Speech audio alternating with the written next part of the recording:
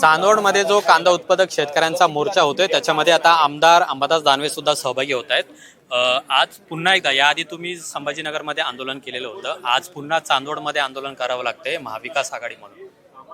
नाही बा, या सरकारला काही शेतकऱ्याच्या व्यथा दिसत नाही, शेतकऱ्याचे दुःख दिसत नाही, कांद्याला भाव दिला पाहिजे कळत नाही त्यांना। नुसत्या घोषणा, इथं देशाचे कृषी मंत्री येतात, कांद्याचा भाव जाहीर केले जातात। कुठं खरेदी केंद्र सुरू झाले, कुठं नाफेड आलं काय बाजारपेठेत, इथं कांदा येतो, सगळ्यात जास्त कांदा इथे येतो। कोणी आलं खरेदी करायला? सरकार नुसतं बोलाचीच कडी आणि बोलाचाच भात सरकारचा आहे। कांदा उत्पादक शेतकऱ्याला कोणत्याही न्याय सरकार देत नाही आणि देऊ शकत नाही, अशा प्रकारची स्थिती आहे। तुमच्या आंदोलनाच्या आधी रात्री सरकारकडून 3 रुपये 45 पैसे इतकी वाढ याच्यामध्ये करण्यात आलेली आहे। ही वाढ जी करण्यात आलेली आहे त्याच्यावर तुम्ही समाधानी आहात का, किंवा काय केलं पाहिजे? सरकार खोटारड आहे। तुम्ही लोक पण मीडियावाले आहे ना, वाढ केली, आधीचा कोणी घेतला जरा दाखवा।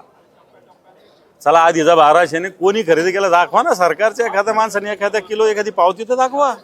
सरकार खोटं बोलताना तुम्ही पण सांगता की 3 रुपये वाढ केली, तुम्ही समाधान? अरे 12 जी होती 30 दिले नाही, ते 3 वाढचं काय? झाली पाहिजे वाढ? वाढ नाही, खरेदी करा ना सगळ्यात आधी। 1200चे 1200 त्यांनी डिक्लेअर केलं, खरेदी केली आणि मग तुम्ही वाढ किती त्यांनी ते 10 रुपये वाढ करतो म्हणतील आणि खरेदीच नाही करणार तर त्याला काय अर्थ? पुसण्याचं काम करतंय का सरकार आंदोलनाच्या आधी? ते आणखी म्हणतील 10 रुपये वाढ करतो, पण खरेदी कुठे होतंय? खरेदीच नाही ना। मग आता तुम्ही लोक मीडियावाले 3 रुपये वाढले, 5 रुपये वाढले, तुम्ही समाधानी का म्हणता?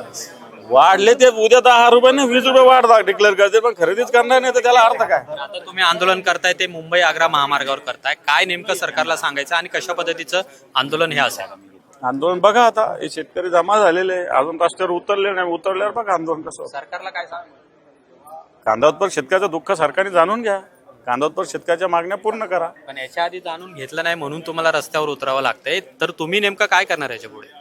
हे बाय, लोकशाही मार्गाने आंदोलन करणार आहोत, त्याच्यावरती काय केलं पाहिजे? मुख्यमंत्र्याचा उपमुख्यमंत्र्याचा गळा धरून तर नाही सांगतायत आम्हाला। लोकशाही मार्गाने आंदोलन करावं लागेल, ते करतोय।